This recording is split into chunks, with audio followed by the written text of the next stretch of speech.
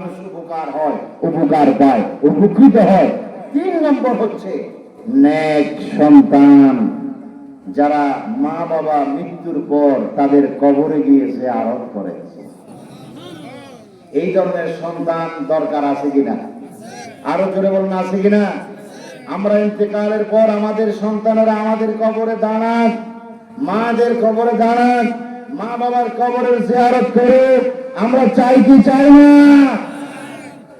তাহলে জিয়ারত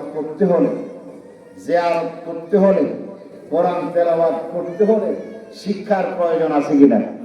আরো জোরে বলুন, আছে কিনা? এই জন্য সন্তানদেরকে কোরআন শিক্ষা দিবেন, কোরআন তেলাওয়াত শিক্ষা দিবেন, চেষ্টা করবেন হাফেজ বানানোর জন্য।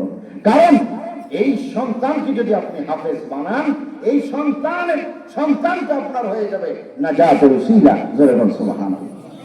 কি বলছিলাম মনে আসেনি? সন্তানদের মা বাবাকে জাহান্নাম চলে গেল, সন্তানকে আল্লাহ পাক জান্নাত দিল। সন্তানটা ব্রেক করলো, যাবে না কেন? কয় আমার মা জাহান্নামে আছে। আল্লাহু আকবার। মা জাহান্নামে আছে, আল্লাহ বলবে, ছেলেটাকে বলবে, বান্দারে